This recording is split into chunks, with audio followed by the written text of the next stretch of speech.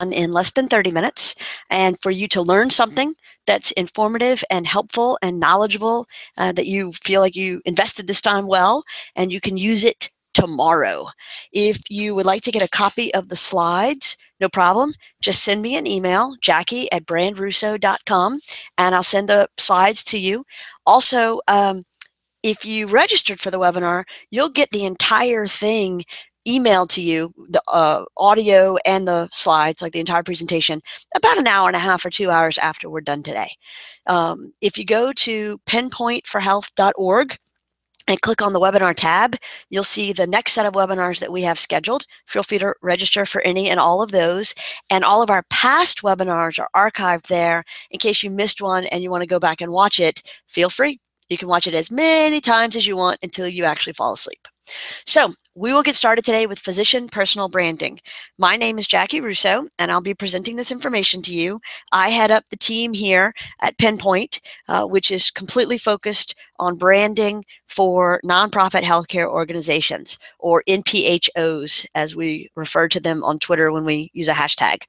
If you have questions, ask at the end. I'll be happy to answer them, and I hope you enjoy what you're about to hear. Let's get started. Wouldn't it be nice if your hospital had a bunch of intelligent, caring, invested employees to say nice things on behalf of you?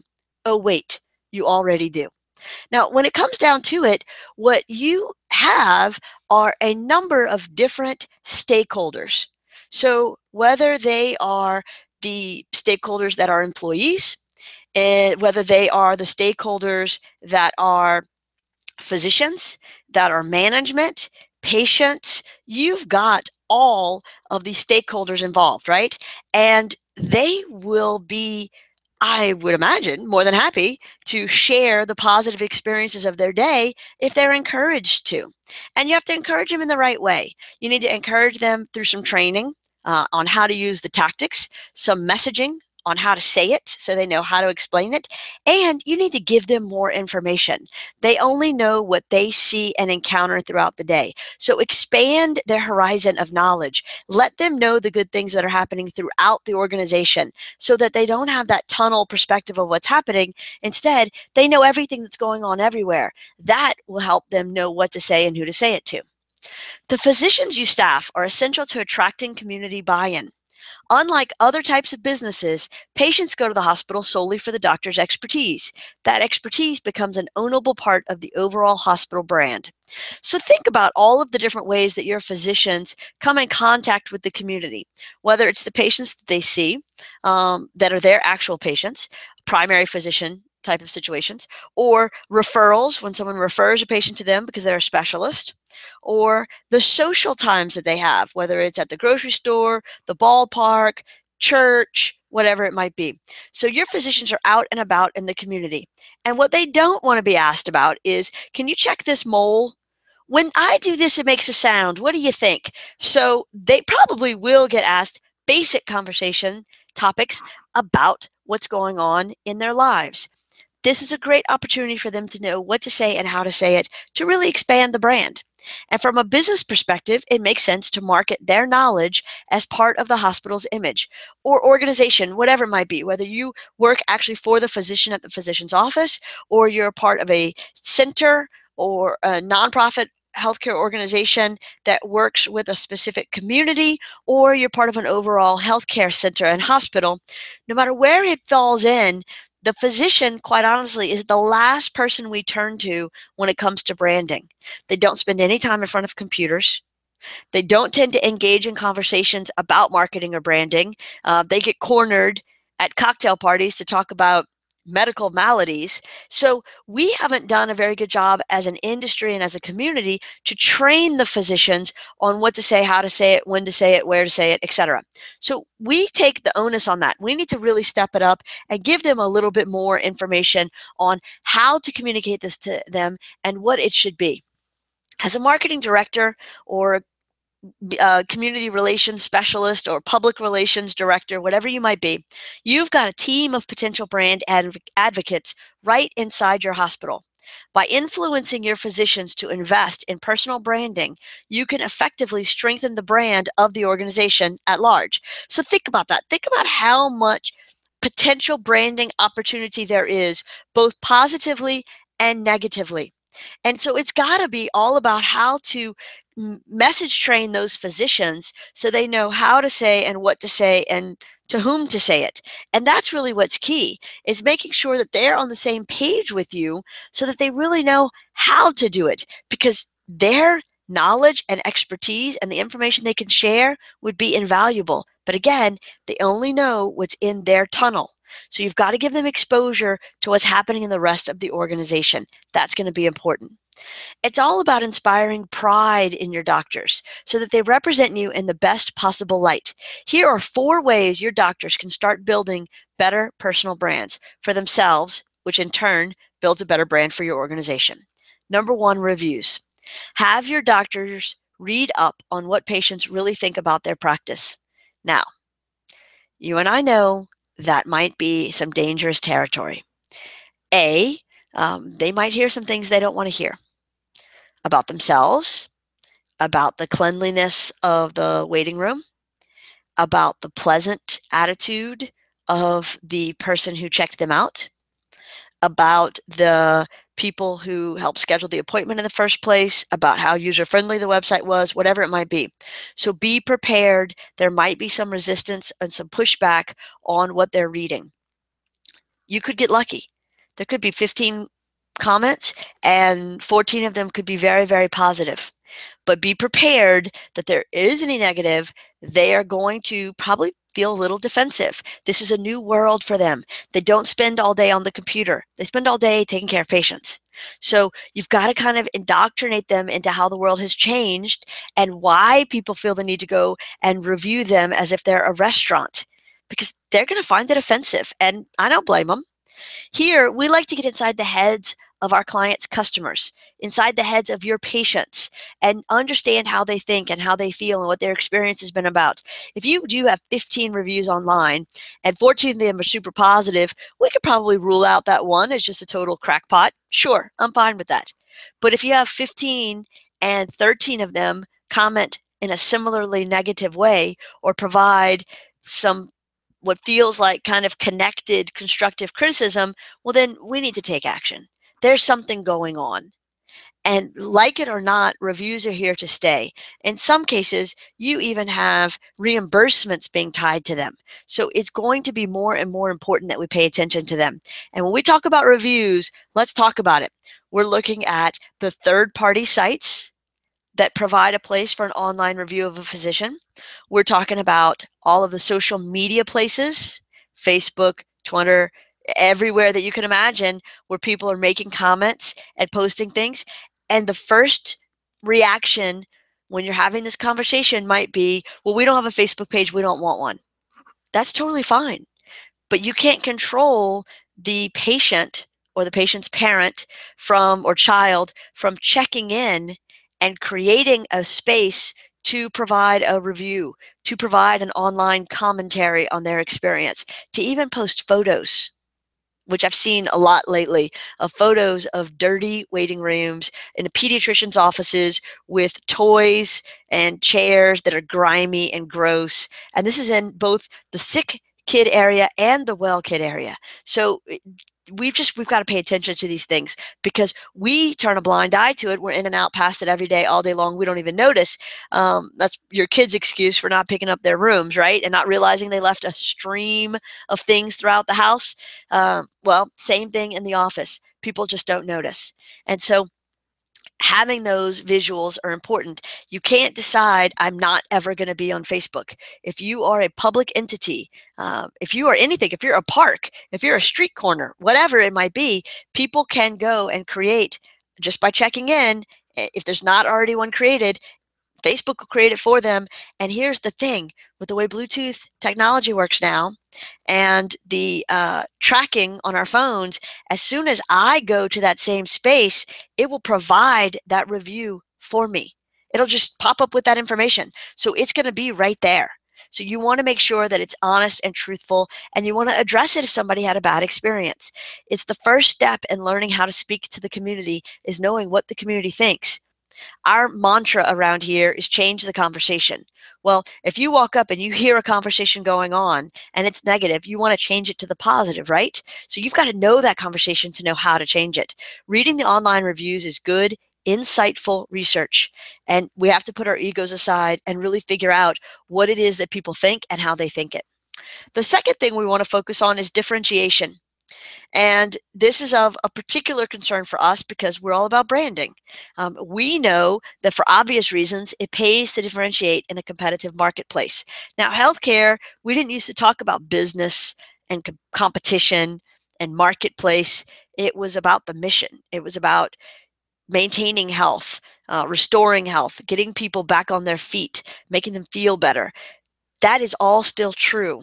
But unfortunately, it is also a business. And so we have to approach it from both sides. It's important to realize that we are dealing with not just patients, but customers.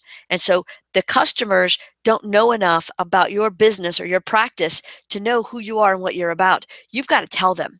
If you're board certified, and you're in, for example, plastic surgery, an industry where it seems like everybody who's got a medical degree can now perform some aspect of the same surgeries you provide, you want to let people know I'm board certified, which means I've actually trained to do this. I didn't just decide to start doing this on a whim yesterday. I'll give you an example. In Lafayette, where our headquarters are located, Lafayette, Louisiana, there are 3 different pediatrician groups in town that all use the same clip art photo as their logo, the exact same one. Now, the very first one to use it, they have a 3-word title in their name, the name of their group. The second company, the organization practice that came along a few years later, they use the exact same clip art image for their logo, 2 of the 3 same words, and they just changed out the last word, which was a location. The third practice came along 3 years after that, the exact same clip art photo as a logo, and 2 of the same word, I'm sorry, the same 3 words as the first organization, but they put them into a different order. So you talk about confusing. And here's the thing. We as a community out there don't have the time to dig around and figure it out. At a glance, we think it's one practice. That's what the whole town thinks, one physician's practice. They don't know that there's 3 different ones. And here's the worst part. So I'm taking my kid to the doctor.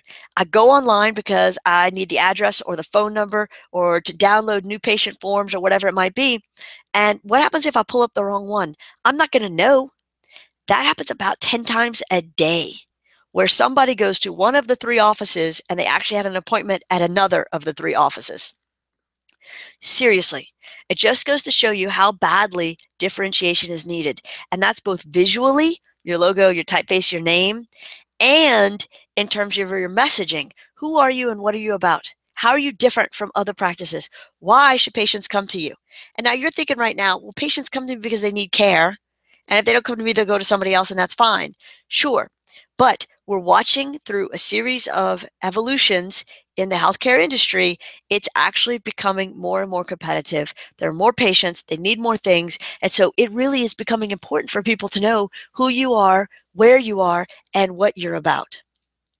Online presence. Now, this is a big one. Even with referrals, patients will go online to find your phone number and address. It's necessary to have a website, even if it's a simple brochure site with some sort of about us information and contact info. Now, if you think of the website possibilities in the world on a spectrum, all the way on one side is what we just described. A very simple brochure site with the basic information. Here's our phone number. Here's our address. Here are the physicians that practice here. Basic, right? All the way on the opposite end, you've got that basic information. You also have new patient forms. You have a place where you can access your electronic medical records. You have a portal where you can schedule an appointment or change an appointment. You have an online messaging component where you can ask a nurse and give basic information and say, do I need to come and see you? Is there something over the counter I can use? What do I do? So these are the opposite ends of the spectrum.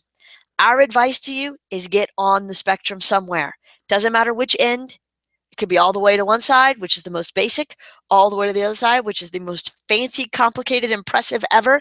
Really, you just have to have a presence somewhere. If you don't have an online presence, then you don't exist. And you won't be able to save yourself from not having those reviews that we talked about in the first section. They're going to happen no matter what. But this way, and even better, if you provide a place for the reviews to happen, then you'll know what's going on and you can address it and deal with it and help. And it's such a better process because this way people feel engaged and connected. But again, I'm not telling you where to get on the spectrum. I'm just telling you to get on somewhere. Thought leadership, the fourth piece. It's necessary to share your physician's knowledge online to build your brand. Doctors who integrate a blog into their website can share their knowledge and establish authority on their practice. We work with a physician that does this now. 2 times a month, once every other week, he writes an article. It's posted to the blog. It is viewed in the course of a month on average by almost 4,000 different people every month. He's not curing cancer. He's not doing something revolutionary. He's sharing really smart information that people need on how to take care of their kids. And it's so helpful that the newspaper actually reruns it every other Sunday. So there's tens of thousands of people that are reading it. And you know what? He loves his job. He loves his job because he loves what he does. He loves the mission. He loves being able to share this information and help people. That's why he went to med school in the first place. And so he's really enjoying the thought leadership component. And now when people stop him, they compliment him. Thanks so much. I read it. I loved it. It was great. I really can't tell you how much I appreciated it. Boy, talk about the right information at the right time. Those kinds of things. That's even what makes him love his job even more. So now you see these 4 components, right? And I'll just roll back through them just so you know. 1, reviews, making sure you know what's being reviewed and having a plan of action for addressing it. 2, differentiation. You don't want to look and sound and feel just like another practice across town. Be yourself. 3, your online presence. You got to be there somewhere, somehow. You decide where on the spectrum, but you've got to do something. And 4, thought leadership. You spent a lot of time and energy gaining this knowledge. Now is the time to share it. Encouraging your physicians to blog on behalf of the hospital and embrace hospital branding in public and on social media is a no-brainer for deputizing trustworthy brand advocates. I love that, deputizing, because that's what we're doing. We're not asking them to, we're empowering them. We're giving them the tools. We're giving them the badge and Barney Fife's bullet. I mean, we're saying this is it. This brand bullet is how you go out and spread the word. And you're proud of where you work. You love what you do. Let people know. And these are the ways you can let them know so that it really works within the brand culture. Over time, this personal branding effort will build credibility in the community and eventually establish trust in the minds of prospective patients. They'll be more likely to turn to your practice when they're in need because you're top of mind now. Not only that, they'll refer others.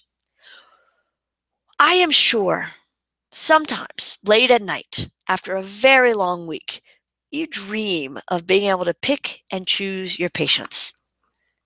You don't have to take everybody. There's certain people you really want to work with, whether it's a specific malady that they might have, a condition that you really want to focus on, or perhaps it's about people who have a certain lifestyle or have certain needs, whatever it might be. Think about that and the luxury that that would afford you to really do it the way you want to do it. Well, this is the way that happens. The more you do to build your brand, the more opportunities you have to really build your practice and build it with the people you want to work with every day, the way you want to work with them. So this is something to consider. It's a little bit of effort in the front end, but it gives you great rewards in the back end. Every single word your doctors say about your organization reflects who you are. Every time. And they should know this better than anyone else. Through their online and offline social interactions alone, your message is being spread across their networks. So think about that. Every time they engage with anybody, correct or incorrect information, they're building the brand. So you want to make sure they have the correct information. You want to make sure they're talking about the technological improvements that you've made in the organization the right way. If you're working on an expansion, They need to know about it. How will it affect the community? How is it going to make everything better? The more they know, the better they're going to sound when they have the opportunity to talk. Besides determining whether your hospital will make it or break it, your doctors have the potential to be your biggest brand promoters. Converting physicians into recognized thought leaders can work as a massive boost toward engaging external audiences. This is it. Think about this. Every time they talk to somebody, they carry 10 times the weight as when you talk to them. Because, like me, you're just a marketing director, you're just a strategist, you're just a community relations executive, you're just VP of PR. But when a physician says it, that's important. So you want to make sure that they're doing the right thing the right way so that they know what to do and how to do it. Who are your doctors in their day-to-day lives? Now, before they freak out and you have to deal with the backlash of what I've just said, I am not suggesting that we start some sort of MTV's Cribs, Real Housewives of the Doctors, and we're taking tours of their homes and catching them at dinner with their families. That's not it. Just who are they in terms of where they go to school? Not a degree on the wall, but really, did it matter? Why did they pick it? What do they love about what they do? Why do they do it? What do they want to see happen next in their industry? Those kinds of things are important. The more they can share of themselves, the more connected their patients will be to them and therefore to you. Now think about this. We used to have the most intimate of relations with our physicians. I don't know if that's exactly how I wanted to sound. We used to have the most intimate of relationships with our physicians. They made house calls. They came to us, into our homes, day or night. They saw us where we lived. They treated us in our beds. That sounds like I'm back to the first statement. So that has always been a very personal relationship. I'm not saying we go back to that, although there's some days I would love to be able to have somebody make a house call. But I am saying getting to know our doctor and having them get to know us builds a bond. Bonds build brands. What do their networks look like? Now, look, if they're like most physicians, your docs are not on Facebook all day or hardly at all. They are not worried about what's happening in social media. They don't care. They're there to treat patients. So it might be something that someone in their office has to help with. And learning how to use social media to best support the efforts of your organization might just be the best way to bridge those two together so that everybody's getting what they need. As a marketing director, you can help foster a culture that allows your doctors to believe in the brand as much as you do. Here, you cultivate a strong culture of loyal brand advocates. And that's what you want. You want everybody in the community talking about how great you are, talking about the great things that you do. That's what's important. So give them the chance to do that. Empower them. We all want invested employees that have an ownership in what they do and the company they work for. Your organization's culture and your organization's brand are really just two sides of the same coin. And with your guidance, your doctors can drive your culture. So think about that coin for a second, right? So the culture is on one side and the brand is on another. The culture, what the experience is like when you check in, the cleanliness of the waiting area, how long you have to sit in the room waiting for someone to take care of you, how the bedside manner is handled, what the checkout procedure is like, scheduling the next follow-up appointment. All of those things, those cultural touch points, that's all building the brand because the brand is how I, the patient, feel about you, the physician. The brand is how I feel about the hospital. Branding is in the eye of the beholder. It is my emotions, my connection, my gut instinct of how I feel about you. And your culture is going to drive that.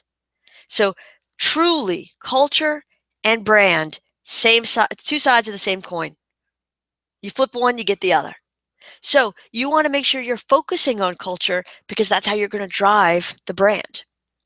Your brand should feed your physicians at first. They're getting started, they're being introduced to the community, they're becoming a part of your network. You've really got to help them grow. But then the roles reverse. At the end of the day, you want your doctors to feel invested, connected, and proud to be a part of the team. So think about that. how can we get them invested? What can they do to feel like it matters and it's a part of what they are? And connected. What can we do to help them really feel like they're a part of it? That everything that they do is a part of the overall, not just their tunnel, right? But beyond the tunnel, all of the different tunnels, how they fit in. And that might be hard because sometimes physicians think it's all about them, and I understand that. But the more you could show them how they fit into the fabric of the overall organization, the stronger that fabric becomes. And proud. You want them to be able to brag, not about themselves, but about the organization, about everything that's happening and going on. Now, if you have any questions, you can add them to the chat feature and I'll be happy to answer them. If you want to add them after the fact, you can do that too. Like you can email me later and I'll answer them privately. My email address is jackie@brandrusso.com. If you go to pinpointforhealth.org, you can see all of the future webinars that we have scheduled. Sign up for those. You can listen to the ones we've done in the past. Not a problem. And this webinar will be emailed to you within an hour and a half or 2 hours. And feel free to listen to it again if you find anything that's even more helpful. If you want a copy of the deck, just email me and I'll send that over. I hope that these 26 minutes that we've spent together have been helpful and that you've gained some insight into how to pull all this off, how to handle those physician, all those different components of the physician's branding. I think that it's the best case scenario to get them trained, messaged, up to speed, how to use all the tactics, and really tackle those reviews. That's got to be first because they're becoming more and more important to the process, and most physicians don't even know they exist. So I hope this helps, and I hope that you've gained some information, and if you ever need anything else, let us know. Thanks so much.